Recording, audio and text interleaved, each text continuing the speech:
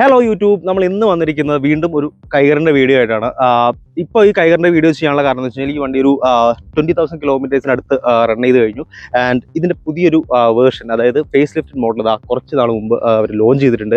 And നിങ്ങൾ Kiger എടുക്കാനായിട്ട് പോവുകയാണെങ്കിൽ ഞാൻ ഈ പറഞ്ഞ കാര്യങ്ങളൊക്കെ അവിടെ ഫിക്സ് ചെയ്തിട്ടുണ്ടോ എന്ന് ചെക്ക് ചെയ്തിട്ട് വേണം ആ ഒരു വാഹനം പർച്ചേസ് ചെയ്യാൻ. സോ ഈ വീഡിയോ ഫുള്ളായിട്ട് കണ്ടതിന് ശേഷം മാത്രം നിങ്ങൾ ഒരു കൈഗർ പർച്ചേസ് ചെയ്യുന്നുണ്ടെങ്കിൽ പർച്ചേസ് ചെയ്യുക. സോ നമുക്ക് വീഡിയോയിലേക്ക് പോകാം. My name is Abhijith Ramachandran. Let's go to the video.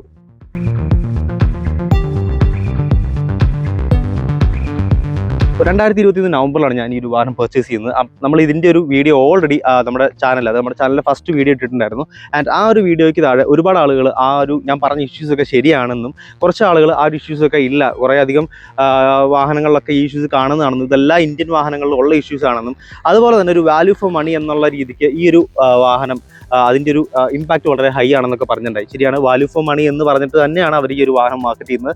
ഇപ്പോൾ എനിക്ക് തോന്നുന്നു 11,45,000 അല്ലെങ്കിൽ ഒരു 12 ലക്ഷം കൂട്ടിക്കോ, ആ റേഞ്ചിലൊക്കെയാണ് ഈ ഒരു വാഹനത്തിന് ടോപ്പ് ആൻഡ് മോഡലുകൾ അവൈലബിൾ ആകുന്നത്. ആൻഡ് നിലവിൽ ആ ഒരു എഞ്ചിൻ ഓപ്ഷൻസിന് അല്ലെങ്കിൽ ട്രാൻസ്മിഷനൊന്നും യാതൊരു മാറ്റവും വരുത്തിയിട്ടില്ല. ആ ഒരു നോർമൽ 1 ലിറ്റർ ടർബോ പെട്രോൾ എഞ്ചിനും അതുപോലെ തന്നെ ഒരു നാച്ചുറലി ആസ്പിറേറ്റഡ് 1 ലിറ്റർ എഞ്ചിനുമാണ് സ്റ്റിൽ ഇപ്പോഴും ഈ ഒരു കൈഗറിന് റെനോ കൊടുക്കുന്നത്. അതുപോലെ തന്നെ നാച്ചുറലി ആസ്പിറേറ്റഡ് എഞ്ചിൻ ആണെങ്കിൽ ഒരു AMD ട്രാൻസ്മിഷനും അതുപോലെ ടർബോ പെട്രോൾ എഞ്ചിൻ ആണെങ്കിൽ ഒരു CVT ട്രാൻസ്മിഷനും അതുപോലെ തന്നെ 5 സ്പീഡിൻ്റെ ഒരു മാനുവൽ ഗിയർ ബോക്സുമാണ് വരുന്നത്. സോ ഈ ഒരു വാഹനങ്ങളുടെ പവർ ഫിഗേഴ്സ് നോക്കി കഴിഞ്ഞാൽ ഒരു 100 bhp plus 160 Nm of torque വരുന്നൊരു പവർഫുൾ ആയിട്ടുള്ള ഒരു ടർബോ പെട്രോൾ എഞ്ചിനാണ് ഈ ഒരു വേരിയൻറ്റിലുള്ളത്.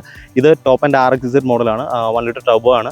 ഞാൻ ഈ ഒരു വാഹനം പർച്ചേസ് ചെയ്യാനുള്ള കാരണം ഞാൻ ഈ 2 മോഡലുകളും ടെസ്റ്റ് ഡ്രൈവ് ചെയ്തിട്ടുണ്ടായിരുന്നു. ആൻഡ് 1 ലിറ്റർ നോൺ ടർബോ എന്ന് പറയുന്നത് എന്നെ സംബന്ധിച്ചിടത്തോളം ആക്ച്വലി സങ്കല്പിക്കാൻ പോലും പറ്റാത്ത രീതിയിൽ അണ്ടർ പവേർഡ് ആയിരുന്നു. ആൻഡ് അതിൻ്റെ AMT എന്ന് പറഞ്ഞാൽ one of the worst AMTs I have ever driven എന്നുള്ളൊരു കാര്യം ഞാൻ ഇപ്പോഴും ഓർമ്മിപ്പിക്കട്ടെ. കാര്യം AMTകൾ പല വാഹനങ്ങളിലുണ്ട്, പക്ഷേ AMT ബെറ്റർ ആവുന്നത് ഒരു ബെറ്റർ എഞ്ചിൻ്റെ കൂടെ പെയർ ചെയ്യുമ്പോഴാണ്.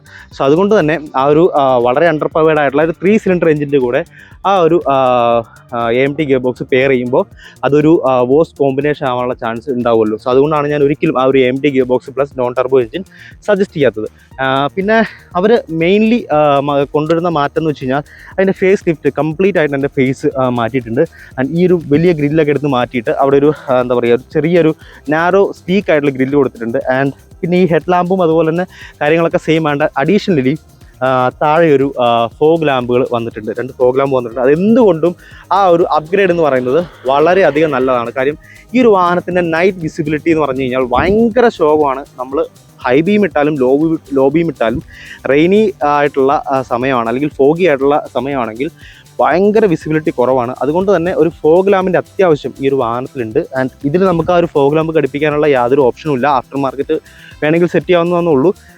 അപ്പം ഈ ഒരു ലൈറ്റിന് നമ്മൾ അപ്ഗ്രേഡ് ചെയ്യണമെങ്കിൽ ഇപ്പം മൈ റെനോൾട്ട് ആണ് അല്ലെങ്കിൽ മൈ TVS ആണ് ഈ ഒരു അവരുടെ സർവീസ് ചെയ്യുന്നത്. സോ ആ ഒരു TVS മൊബിലിറ്റിയിൽ അറൗണ്ട് 12,000 rupees ആണ് ഈ ഒരു എൻ്റയർ ബൾബ് നമ്മൾ അപ്ഗ്രേഡ് ചെയ്യുന്നതിനുള്ളത്. സോ അഡീഷണൽ ഒരു ഫോഗ് ലാമ്പ് ഉണ്ടെങ്കിൽ നമുക്ക് ആ ഒരു ഫോഗ് ലാമ്പ് ആക്സസറി ആയിട്ടാണെങ്കിൽ പോലും ആ ഒരു കൈഗറിന് ലഭിക്കുന്നുണ്ടെങ്കിൽ അത് വളരെ നല്ല കാര്യമാണ്. അത് നല്ലൊരു അപ്ഗ്രേഡാണ് കൊണ്ടുവന്നത്.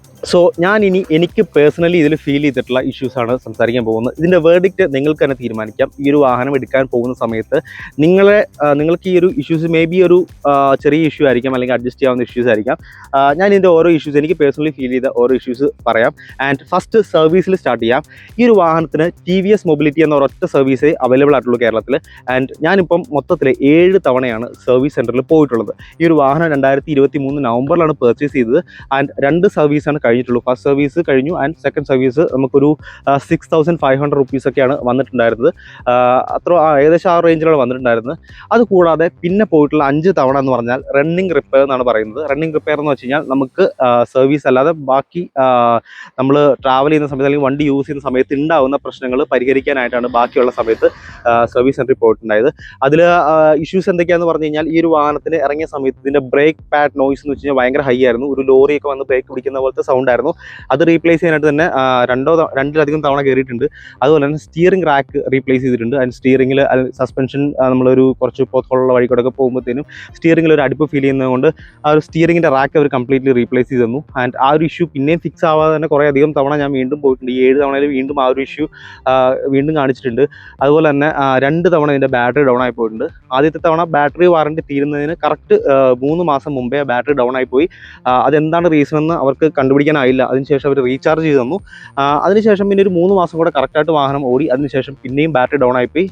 ആൻഡ് സർപ്രൈസിംഗ്ലി ബാറ്ററി വാറണ്ടി തീർന്നിട്ടും സർവീസ് സെൻറ്റേഴ്സിലെ ആളുകൾ എനിക്ക് ഒരു ബാറ്ററി ഞാൻ അവരുടെ അടുത്ത് പറഞ്ഞു, ഇങ്ങനെ ഈ 3 മാസം മുമ്പ് ഇങ്ങനെ ഒരു ഇഷ്യൂ ഉണ്ടായിരുന്നിട്ടും നിങ്ങളത് ചേഞ്ച് ചെയ്ത് തന്നില്ലല്ലോ എന്നുള്ള കാര്യം പറഞ്ഞതുകൊണ്ട് അവരത് ഫ്രീ ആയിട്ട് റീപ്ലേസ് ചെയ്ത് തന്നു എന്നുള്ളത് വളരെ നല്ല കാര്യമാണ്. സർവീസ് ടീമിനെ കുറിച്ച് എനിക്ക് വലിയ കംപ്ലയിൻസ് ഒന്നും അതുവരെ ഉണ്ടായിരുന്നില്ല. ആൻഡ് ഒരു കേസ് മാത്രം സർവീസ് സെൻറ്ററിൽ നിന്ന് കുറച്ച് ഒരു റെസ്പോൺസിബിലിറ്റി ഇല്ലാതെയാണ് അവർ ചെയ്തത്. അതായത് ഈ ഒരു വാഹനത്തിന് കുറേയധികം റാറ്റ്ലിംഗ് നോയ്സസ് ഇൻസൈഡിലുണ്ട്. അത് ഈ വാഹനത്തിൽ യൂസ് ചെയ്തിരിക്കുന്ന പ്ലാസ്റ്റിക് പാർട്സ് അത്രയും ചീപ്പായിട്ടുള്ളതുകൊണ്ടാണ്. അപ്പോൾ ആ ഒരു റാറ്റ്ലിംഗ് നോയ്സ് മാറാനായിട്ട്, ഡോർ പാഡുകളിലെ റാറ്റ്ലിംഗ് നോയ്സ് മാറാൻ വേണ്ടിയിട്ട് ഞാൻ ആ സർവീസ് സെൻറ്ററിൽ കൊടുത്ത സമയത്ത് ആ ഡോർ പാഡ് അഴിക്കുന്ന ആ ഒരു പ്രോസസ്സ് അവർ വളരെ ഒരു പ്രൊഫഷണൽ അല്ലാത്ത രീതിയിലാണ് ചെയ്തത്. അപ്പോൾ അതുകൊണ്ട് തന്നെ ആ ഒരു നമ്മുടെ ആ ഒരു ഡോർ പാഡിൽ അവിടെ ഇവിടെയൊക്കെ ആയിട്ട് കുറേ സ്ക്രാച്ചസും അതുപോലെ ഈ ഒരു സ്ക്രൂ ഡ്രൈവർ വെച്ച് പ്ലഗ് ചെയ്തതിൻ്റെ പാടുകളൊക്കെ ഉണ്ടായിരുന്നു. അത് ഞാൻ അവരുടെ CRMനെ വിളിച്ചു. എന്നിട്ട് അവർ ആ കംപ്ലീറ്റ് ഡോർ പാഡ് എനിക്ക് അവർ റീപ്ലേസ് ചെയ്ത് തന്നിട്ടുണ്ടായിരുന്നു. സോ സർവീസിൻ്റെ അല്ലെങ്കിൽ അവിടുത്തെ ആളുകളുടെ ആ ഒരു ബിഹേവിയറൊക്കെ എനിക്ക് ഓക്കെയാണ്, കംപ്ലീറ്റ്ലി ഓക്കെയാണ്. പക്ഷേ ഈ വാഹനത്തിൽ മറ്റ് കുറച്ച് പ്രശ്നങ്ങളോടെ ഉണ്ട്. അതോടെ നമുക്ക് നോക്കാം. ഒന്നാമത്തെ ഇഷ്യൂ എന്ന് വെച്ച് കഴിഞ്ഞാൽ റെയിനി സീസൺ ആണെങ്കിൽ ഈ ഒരു ഏരിയ ഫുള്ള് ചെളിയായിരിക്കും. അവിടെ പ്രോപ്പറായിട്ടുള്ള ബീഡിങ് ഡോറിൽ കൊടുത്തിട്ടുണ്ടായില്ല. വണ്ടി മാനുഫാക്ചർ ചെയ്തേക്കുന്നത് അങ്ങനെയാണ്. ആൻഡ് ആ ഒരു പ്രശ്നം കാരണം ഈ ഒരു ഏരിയ ഫുള്ള് നമ്മൾ റെയിനി സീസണിൽ ചെളിയായിരിക്കും. അത് റിയർ ഡോറിലും ഏകദേശം അങ്ങനെ തന്നെയാണ്. ഇവിടെ നോക്കിയാലും മനസ്സിലാവും. കംപ്ലീറ്റ്ലി ആ ഒരു ഭാഗം മൊത്തം നമ്മൾ ചെളിയായിരിക്കും. ആ ഒരു ഏരിയ കവർ ചെയ്യാനായിട്ടുള്ള ഒരു ബീഡിങ് ഡോറിൽ കൊടുത്തിട്ടില്ലാത്തതുകൊണ്ടാണ് അങ്ങനെ ഒരു ഇഷ്യൂ വരുന്നത്. രണ്ടാമത്തെ കേസ് വെച്ചാൽ ഇതിൻ്റെ സസ്പെൻഷനാണ്. ഈ ഒരു സസ്പെൻഷൻ എന്ന് വെച്ച് കഴിഞ്ഞാൽ ഭയങ്കര ഹാർഡെന്ന് വെച്ചാൽ ഭയങ്കര ഹാർഡാണ്. ഒരു രീതിയിൽ നമ്മൾ കോർണറൊക്കെ ചെയ്യുന്ന സമയത്ത് അത് ആക്ച്വലി ഹെൽപ്ഫുൾ ആണെങ്കിൽ പോലും നമ്മൾ ഫാമിലിയായിട്ട് ഡ്രൈവ് ചെയ്യുന്ന സമയത്ത് ഒരു മോശം റോഡിലൂടെ പോയി കഴിഞ്ഞാൽ ആ റോഡിലുള്ള എല്ലാ സംഭവങ്ങളും നമുക്ക് വണ്ടിക്കകത്ത് മനസ്സിലാവുന്ന രീതിക്കുള്ള ഒരു തരത്തിലുള്ള സസ്പെൻഷനാണ്. ഡസ്റ്ററിൻ്റെ സസ്പെൻഷൻ കണ്ടിട്ടാണ് നിങ്ങൾ കൈകളിലേക്ക് പോകുന്നെങ്കിൽ ഡോണ്ട് ഗോ ഫോർ ഇറ്റ്. ഡസ്റ്ററിൻ്റെ സസ്പെൻഷൻ വേറെ ലെവലാണ്. ആ ഒരു രീതിക്കേ അല്ല ഇതിൻ്റെ സസ്പെൻഷൻ വേറെ ഒരു രീതിക്കാണ് ഒരു ട്യൂൺ ചെയ്തിരിക്കുന്നത്. ആൻഡ് എനിക്ക് തോന്നുന്നു ഇതിനൊരു 205 മില്ലിമീറ്ററോളം ഗ്രൗണ്ട് ക്ലിയറൻസ് ഉള്ളത് കൊണ്ട് നമ്മൾ വളവൊക്കെ എടുക്കുമ്പോഴത്തേനും മേ ബി അറിയാതിരിക്കാനായിട്ടായിരിക്കും ഒരു ഹാർഡ് സസ്പെൻഷൻ കൊടുത്തത്. പക്ഷേ അത് കുറച്ച് ഹാർഡായി പോയി എന്നുള്ളതാണ് പേഴ്സണലി എൻ്റെ എക്സ്പീരിയൻസ്. നിങ്ങൾ വാഹനം എടുക്കാൻ പോകുമ്പോൾ ടെസ്റ്റ് ഡ്രൈവ് ചെയ്യുമ്പം നിർബന്ധമായിട്ട് ആ ഒരു ബാഡ് റോഡ്സിലൂടെ ഓടിച്ചിട്ട് ആ ഒരു സസ്പെൻഷൻ സോഫ്റ്റ് ആണോ അല്ലെങ്കിൽ നമുക്ക് എന്താ പറയുക ഒരു ഫാമിലിക്ക് യൂസ് ചെയ്യാൻ പറ്റുന്ന തരത്തിലാണ് അത് ട്യൂൺ ചെയ്തേക്കുന്നതെന്ന് നോക്കിയിട്ട് വേണം എടുക്കാനായിട്ട്. മൂന്നാമത്തെ കാര്യം എന്ന് വെച്ച് കഴിഞ്ഞാൽ അതിൻ്റെ നോയ്സ് ഇൻസുലേഷനാണ്. നിങ്ങൾ ഒരു കാരണവശാലും ഉള്ളിൽ വളരെയധികം സൈലൻസ് ആവശ്യമുള്ള ആളുകളാണെങ്കിൽ ഈ ഒരു വാഹനത്തിലേക്ക് പോകരുത്. നോയ്സ് ഇൻസുലേഷൻ എന്ന് വെച്ച് കഴിഞ്ഞാൽ ഭയങ്കരമായിട്ട് ഒരു ലോ ലെവലിലാണ് കൊടുത്തിരിക്കുന്നത്. അത് നമുക്ക് പുറത്ത് നടക്കുന്ന എല്ലാ കാര്യങ്ങളും അകത്തറിയാൻ പറ്റും. അതുപോലെ തന്നെ മറ്റ് 1 ലിറ്റർ എഞ്ചിനുകളെ വെച്ച് നോക്കുമ്പോഴത്തേനും താരതമ്യേന കുറച്ചുകൂടി നോയ്സി ആയിട്ടുള്ള എഞ്ചിനാണ് ഈ ഒരു കൈകളിൽ വരുന്ന 1 ലിറ്റർ ടർബോ പെട്രോൾ എഞ്ചിൻ. അതുകൊണ്ട് തന്നെ ആ എഞ്ചിൻ നോയ്സും അതുപോലെ തന്നെ റോഡ് നോയ്സും പിന്നെ ഔട്ട് സൈഡ് നടക്കുന്ന മറ്റ് നോയ്സുകളെല്ലാം കറക്റ്റായിട്ട് ആ ഒരു ക്യാബിനുള്ളിലേക്ക് വരുന്നുണ്ടെന്നതാണ് മറ്റൊരു പ്രശ്നം. നിങ്ങൾ വാഹനം എടുക്കാൻ പോകുമ്പോഴത്തേനും ഈ ഒരു കാര്യം കൂടെ പുതിയ ഫേസ് ലിഫ്റ്റഡ് മോഡലിൽ അപ്ഡേറ്റ് ചെയ്തിട്ടുണ്ടോ അവരെന്ന് നോക്കിയിട്ട് വേണം പർച്ചേസ് ചെയ്യാനായിട്ട്.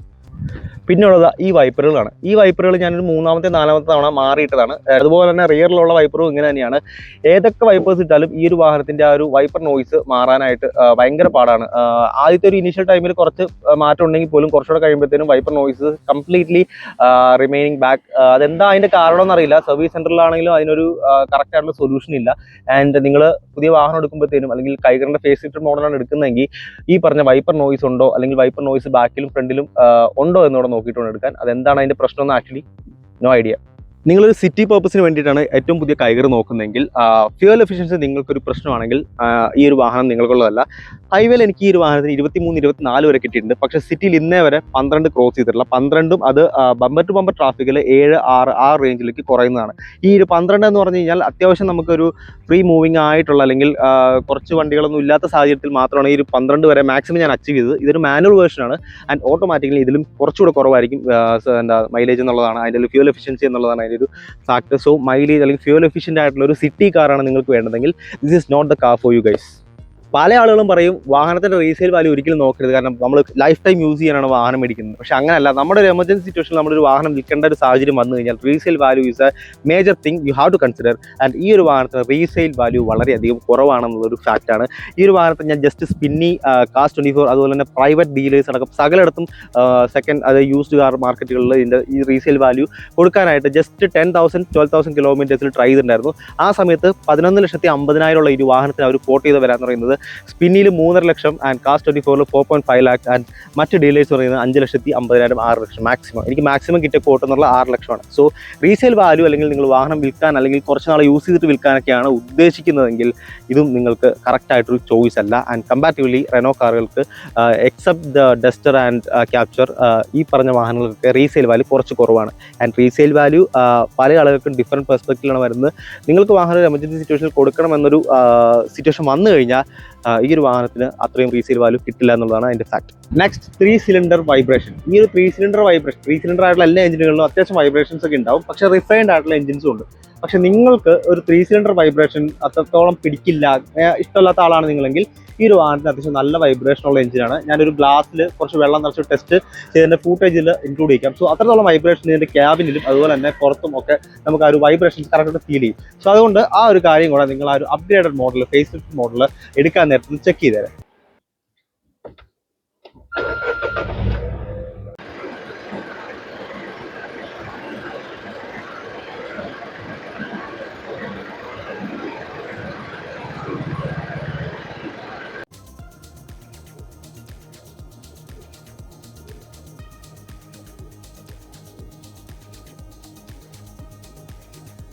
സോ ഞാൻ ഇത്രയും കാര്യങ്ങൾ പറഞ്ഞു വെച്ചിട്ട് വളരെ റോഡ് നോയ്സ് ഉള്ള, വളരെ കുറഞ്ഞ ക്യാബിൻ ഇൻസുലേഷനുള്ള, അത്യാവശ്യം വളരെ ചീപ്പായിട്ടുള്ള പ്ലാസ്റ്റിക്സ് ഒക്കെ യൂസ് ചെയ്യുന്ന വണ്ടിയാണ് ഇത്. And build quality, safety vice അത്യാവശ്യം കുഴപ്പമില്ലാത്ത ബിൽഡ് ക്വാളിറ്റി ഒക്കെ ഉണ്ട്. എന്നാൽ നമുക്കുള്ളിൽ ഫീൽ ചെയ്യുന്ന ഒരു പ്രീമിയംനെസ് അതുപോലുള്ള കാര്യങ്ങളൊക്കെ കുറച്ച് കുറവാണെന്നൊക്കെ ഞാൻ പറഞ്ഞു. ആൻഡ് നിങ്ങൾ വിചാരിക്കുന്നുണ്ട് ഇതിന് നെഗറ്റീവ്സ് മാത്രമാണ് പറയുന്നത്. ഇതിന് പോസിറ്റീവ്സും ഉണ്ട്. എല്ലാ വാഹനങ്ങൾക്കും അതിൻ്റെതായിട്ടുള്ള നെഗറ്റീവ്സും പോസിറ്റീവ്സും ഉണ്ട്. അത് നിങ്ങൾക്ക് എത്തരത്തിൽ അഡ്ജസ്റ്റ് ചെയ്യാൻ പറ്റുമോ ഇല്ലയോ എന്നുള്ളതിലാണ് അതിൻ്റെ കാര്യം. സോ അതുകൊണ്ടാണ് ഞാൻ നെഗറ്റീവ്സ് ആദ്യം പറഞ്ഞത്. ഇനി ഇതിൻ്റെ പോസിറ്റീവ്സിലേക്ക് വന്നു കഴിഞ്ഞാൽ ഫസ്റ്റ് തിങ് എന്ന് പറഞ്ഞാൽ സ്പേസ് മാനേജ്മെൻ്റ് ആണ്. ഈ ഒരു സബ് 4 മീറ്റർ കാറിൽ റെനോ സ്പേസ് മാനേജ് ചെയ്തിരിക്കുന്നത് വണ്ടർഫുൾ ആയിട്ടുള്ളൊരു കാര്യമാണ്. 400 ലിറ്ററുള്ള ബൂട്ട് സ്പേസ് കിട്ടുന്നുണ്ട്, ധാരാളം ലെഗ് റൂം ഉണ്ട്, ഫ്രണ്ടിൽ സ്പേസ് ഉണ്ട്, ആവശ്യത്തിന് സ്റ്റോറേജ് സ്പേസ് ഉണ്ട്. ആൻഡ് സ്പേസ് ആണ് നിങ്ങളുടെ മെയിൻ ആയിട്ടുള്ള റിക്വയർമെൻ്റ് എങ്കിൽ ഈ ഒരു വാഹനം നമുക്ക് ധൈര്യമായിട്ട് എടുക്കാം. ആൻഡ് നെക്സ്റ്റ് തിങ് എന്ന് വെച്ച് കഴിഞ്ഞാൽ ഇതിൻ്റെ ഒരു പവർ പവർ ഫിഗേഴ്സിൽ ഒരു 100 bhp 160 ന്യൂട്ടൺ മീറ്റർ ഉള്ളൂ എങ്കിൽ പോലും ഈ ഒരു സാധനം സ്പോർട്ട് മോഡിലിട്ട് കാല് കൊടുത്തു കഴിഞ്ഞാൽ അടിപൊളിയാണ്. വണ്ടി പറന്ന് 0 to 100 വളരെ ഫാസ്റ്റായിട്ട് അച്ചീവ് ചെയ്യും. ആൻഡ് അതുപോലെ തന്നെ നല്ല ഇനീഷ്യൽ ടോക്ക് ഉണ്ട്, നല്ല മിഡ് റേഞ്ച് ഉണ്ട്. ആൻഡ് ടോപ്പ് എൻഡിലേക്ക് എത്തുമ്പോഴാണ് ഒന്ന് പതുങ്ങുന്നത്. ഈവൻ ആ ഒരു 3 സിലിണ്ടർ എഞ്ചിൻ കുറച്ച് നോയ്സിയാണ്, കുറച്ച് വൈബ്രേഷൻസ് ഒക്കെ ഉണ്ടെങ്കിൽ പോലും അത്യാവശ്യം നല്ല രീതിക്ക് നമുക്ക് ഡ്രൈവബിലിറ്റി അല്ലെങ്കിൽ ആ ഒരു ഡ്രൈവിംഗ് പ്രഷർ തരുന്ന ഒരു എഞ്ചിനാണ്. ആൻഡ് ഈ ഒരു വാഹനവും കൈലാക്കിൻ്റെ ഒക്കെ 0 to 100 വെച്ച് നോക്കുമ്പോൾ ഒരു മൈന്യൂട്ട് മില്ലി സെക്കൻഡ് മാത്രമാണ് ഇവൻ പുറകിലേക്ക് നിൽക്കുന്നുള്ളൂ. അതുകൊണ്ട് തന്നെ അത്യാവശ്യം നല്ല ഫാസ്റ്റ് ആയിട്ടുള്ള, നല്ല പവർഫുൾ ആയിട്ടുള്ള എഞ്ചിനാണ് ഈ ഒരു വാഹനത്തിന് കൊടുത്തിരിക്കുന്നത്. നെക്സ്റ്റ് തിങ് എന്ന് വെച്ച് കഴിഞ്ഞാൽ ഗ്രൗണ്ട് ക്ലിയറൻസ് ആണ്. 205 mm ആണ് ഇതിൻ്റെ ഗ്രൗണ്ട് ക്ലിയറൻസ് തന്നെ കൊടുത്തിട്ടുള്ളത്. അതുകൊണ്ട് തന്നെ നിങ്ങൾക്ക് പാച്ച് ഉള്ള റോഡിൽ കൂടെ, മറ്റേ അൺഇവൻ ആയിട്ടുള്ള റോഡിൽ കൂടെ ഇതിക്കൂടെ വേണമെങ്കിലും പോകാം. ചെറിയ നോയ്സ് ഉണ്ടെന്ന് മാത്രമേ ഉള്ളൂ, പക്ഷേ അടി തട്ടും അങ്ങനെയുള്ള പേടിയേ വേണ്ട. അടുത്തത്, ഈ ഒരു വാഹനത്തിൻ്റെ പോസിറ്റീവ് ആണോ നെഗറ്റീവ് ആണോ നിങ്ങൾ തന്നെ തീരുമാനിച്ചാൽ മതി. ഈ ഒരു വാഹനം വാല്യൂ ഫോർ മണി ആണെന്നാണ് മാനുഫാക്ചേഴ്സ് പറയുന്നത് അല്ലെങ്കിൽ മറ്റുള്ള ആളുകൾ പറയുന്നത്. പക്ഷേ ഈ ഒരു എമൗണ്ടിന് നമ്മൾ വാങ്ങിച്ചൊരു വാഹനത്തിൻ്റെ കുറേ അധികം ഇഷ്യൂസ് വരുമ്പോഴത്തേനും നമ്മളൊരു എക്സ്റ്റൻഡഡ് വാറണ്ടി എടുക്കാനായിട്ട് നമ്മൾ ഫോഴ്സ് ചെയ്യപ്പെടും. അതുപോലെ തന്നെ ഇതിൻ്റെ പാർട്സിനൊക്കെ അത്യാവശ്യം കുറവല്ലാത്ത രീതിക്കുള്ള എമൗണ്ട് വരുന്നുണ്ട്. സോ അതുകൊണ്ട് തന്നെ ആ വാല്യൂ ഫോർ മണി എന്നുള്ള സമയത്ത് നമ്മൾ സേവ് ചെയ്തിട്ടുള്ള എമൗണ്ട് ആ ഒരു സ്പെയർ പാർട്സിനും അതുപോലെ തന്നെ എക്സ്റ്റൻഡഡ് വാറണ്ടിക്കും മറ്റ് കാര്യങ്ങൾക്ക് നമ്മൾ സ്പെൻഡ് ചെയ്യേണ്ടി വരുമോ എന്നുള്ളതാണ് നെക്സ്റ്റ് ഒരു ക്വസ്റ്റ്യൻ. സോ അതിന് നിങ്ങൾ ആൻസർ ചെയ്യണം. ഈ ഒരു വാഹനം വാല്യൂ ഫോർ മണി ആണോ, അതോ ആ സേവ് ചെയ്ത പൈസ നമ്മൾ സർവീസിനും അതുപോലെ തന്നെ സ്പെയർ പാർട്സിനും അല്ലെങ്കിൽ കംപ്ലൈൻറ്റ് വരുന്ന മറ്റ് പാർട്സിനും ചിലവാക്കേണ്ടി വരുമോ? ലോങ് റണ്ണിൽ ഇത് യൂസ് ചെയ്ത ആൾക്കാരുണ്ടെങ്കിൽ ഒന്ന് കമൻറ്റ് ചെയ്തേരെ എന്താണ് അതിൻ്റെ ഒരു അഭിപ്രായം എന്നുള്ളത്. സോ വാല്യൂ ഫോർ മണി ആണെങ്കിലും എന്താണെങ്കിലും ആ ഒരു ടോപ്പ് ആൻഡ് വേരിയൻ്റ് എടുക്കുമ്പോൾ കുറച്ചുകൂടി ഒരു ക്വാളിറ്റി ഉള്ള, കുറച്ചുകൂടെ മെച്ചമായിട്ടുള്ള മെറ്റീരിയൽസ് യൂസ് ചെയ്യാമായിരുന്നു എന്നെനിക്ക് തോന്നി. അതുകൊണ്ടാണ് ആ ക്യാബിൻ ഇൻസുലേഷനോ അല്ലെങ്കിൽ മറ്റ് കംപ്ലയിൻസ് ഒക്കെ വരാനുള്ള കാരണം. വാല്യൂ ഫോർ മണി എന്ന് പറഞ്ഞു കഴിഞ്ഞാൽ ചീപ്പ് അല്ലെങ്കിൽ ലോ ക്വാളിറ്റി മെറ്റീരിയൽസ് എന്നുള്ളതല്ല അർത്ഥം. നമ്മുടെ കൊടുക്കുന്ന പൈസയ്ക്ക് നമുക്ക് ഏറ്റവും നല്ല ഫീച്ചേഴ്സ് അല്ലെങ്കിൽ നമുക്ക് ആ എമൗണ്ടിന് വാല്യുബിൾ ആയിട്ടുള്ള ഫീച്ചേഴ്സും വാല്യുബിൾ ആയിട്ടുള്ള പ്രൊഡക്റ്റ് പ്രൊഡക്റ്റും തരുമ്പോഴാണ് അത് വാല്യൂ ഫോർ മണി ആവുക. പക്ഷേ അവർ തന്ന പ്രൊഡക്റ്റിന് കൂടുതൽ ഡാമേജസ് ഉണ്ടാക്കി ഫ്യൂച്ചറിൽ ആ ഒരു എമൗണ്ട് നമ്മുടെ കയ്യിൽ നിന്ന് പോകുമ്പോൾ that's not a value for money product. അതാണ് എൻ്റെ പേഴ്സണൽ എക്സ്പീരിയൻസ് എന്ന് എനിക്ക് പറയാനുള്ളത്. ആൻഡ് ഈ ഒരു വാഹനം ലോങ് റണ്ണിൽ യൂസ് ചെയ്യുന്ന ആരെങ്കിലും ഉണ്ടെങ്കിൽ അതിൻ്റെ കാര്യങ്ങൾ എങ്ങനെയാണെന്ന് വെച്ചാൽ കമൻറ്റ് ബോക്സിൽ കമൻറ്റ് ചെയ്തേരെ. ഞാൻ ഈ ഒരു വീഡിയോ ഇടാനുള്ള മെയിൻ ആയിട്ടുള്ള ഉദ്ദേശം എന്ന് വെച്ച് കഴിഞ്ഞാൽ നിങ്ങൾ ഈ ഒരു വാഹനം പുതിയ ഫേസ് ലിഫ്റ്റഡ് മോഡൽ പർച്ചേസ് ചെയ്യാൻ പോകുമ്പോൾ ഈ പ്രശ്നങ്ങളൊക്കെ പരിഹരിച്ചിട്ടുണ്ടോ എന്നൊന്ന് ചെക്ക് ചെയ്തേരെ. ഉണ്ടെങ്കിൽ തീർച്ചയായിട്ടും നല്ലൊരു പാക്കേജ് തന്നെയാണ് കൈഗർ. സോ ഈ ഒരു വീഡിയോ ഇഷ്ടപ്പെട്ട് കഴിഞ്ഞാൽ തീർച്ചയായിട്ടും നമ്മുടെ ചാനൽ സബ്സ്ക്രൈബ് ചെയ്യുക. അതുപോലെ തന്നെ ഈ ഒരു വീഡിയോ നിങ്ങളുടെ ഫ്രണ്ട്സിനെ ഷെയർ ചെയ്യുക. വളരെയധികം ഇഷ്ടപ്പെട്ട് കഴിഞ്ഞാൽ ലൈക്ക് ചെയ്യുക. ആൻഡ് ഇനിയൊരു വീഡിയോയിൽ വീണ്ടും കാണാം. അതുവരെ ബൈ.